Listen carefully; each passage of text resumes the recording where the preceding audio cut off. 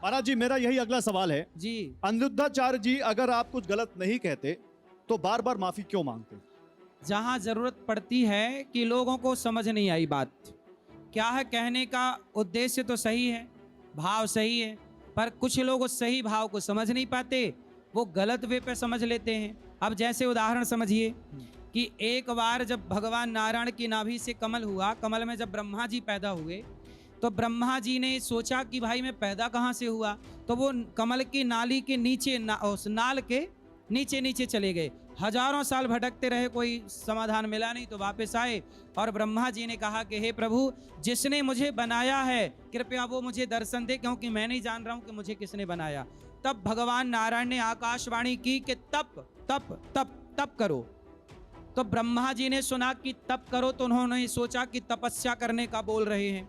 यही बात राक्षसों ने सुनी कि तप, तो उनको लगा कि यार वो कह रहे हैं सबको ताप लो मतलब सबको खत्म कर दो। तो बात एक ही थी, तप, लेकिन उस तप का ब्रह्मा जी ने अर्थ लगाया कि तपस्या, और राक्षसों ने अर्थ लगाया ताप लो सबको। तो बात एक ही कही जाती है, सब लोग अपने अपने तरीके से तो आप समझते ये कह रहे हैं जो आपकी बात का गलत मतलब निकाल रहा है वो राक्षस है? आप अर्थ ही गलत कर रहे हैं। नहीं, मैं आपसे पूछ रहा हूं क्योंकि आपकी बात का विरोध खुद साधु संतों ने किया और आपने उनसे माफी मांगी। कोई नहीं विरोध कर रहा प्रभु, आप ही करा रहे हैं, लड़ा रहे हैं। मेरे पास एग्जाम्पल है, मैं बताऊं आपको। शकुनी मामा वाला काम आप ही करा रहे हैं। कोई बात नहीं, जैसा आपने कहा तथ्यों के बिना बात नहीं करते, मैं भी बिना तथ्य कोई बात नहीं कर रहा हूं। देखिए, आपने हो सकता है उससे ज्यादा माफी मांगी हो, मैं आपको केवल यहां पर 3 बार के एग्जाम्पल देने आया हूं।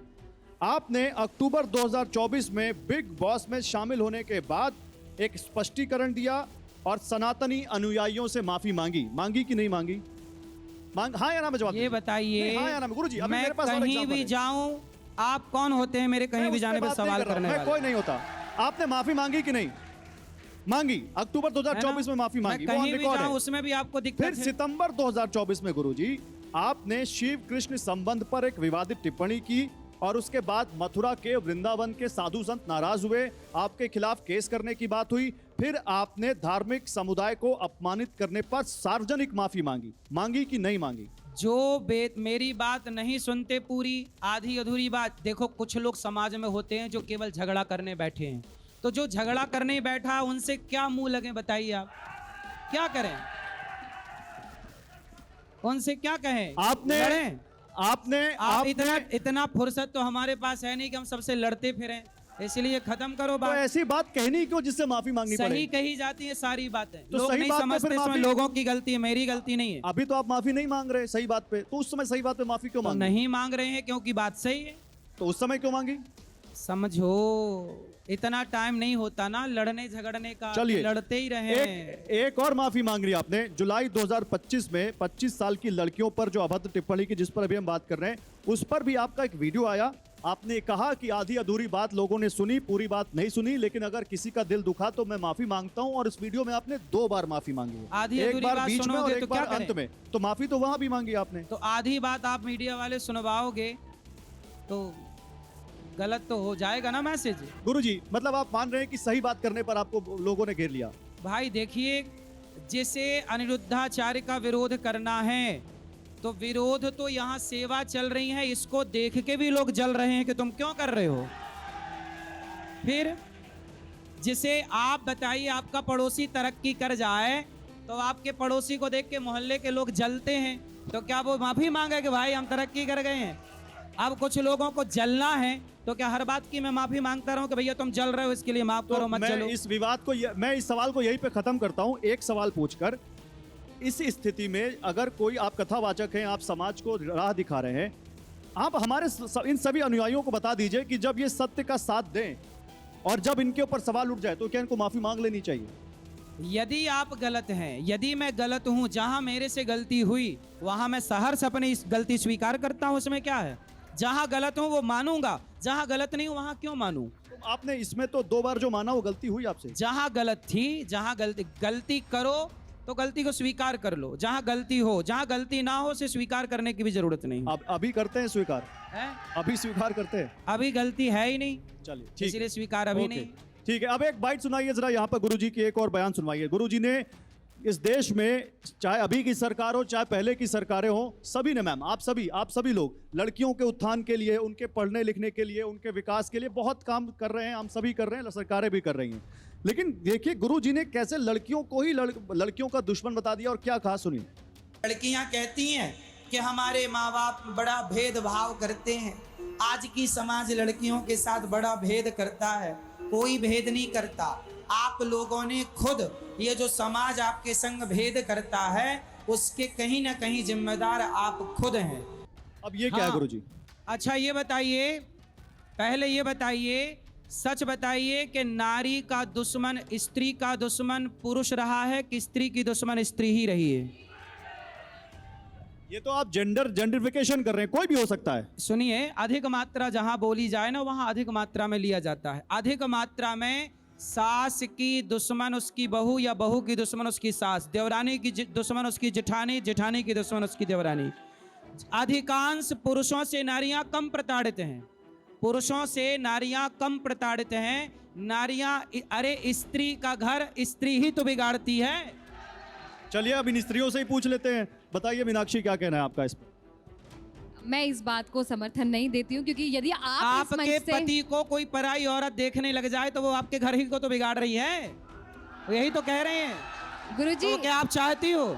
मैंने एक बात आपसे सीखी है, यदि आप किसी चीज का जवाब नहीं देना चाहते तो आप पर्सनल एकदम हो जाते हैं।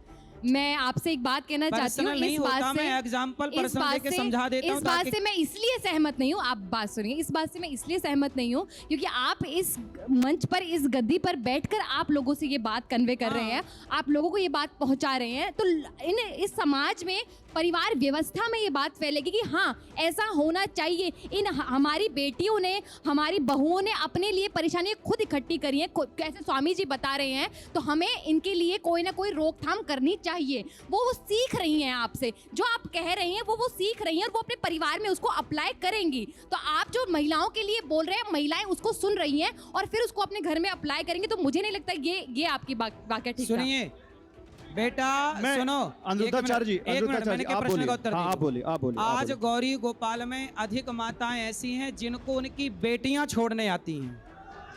बेटियां बहुओं से, बहु एक मैया ने आकर बोला कि उनकी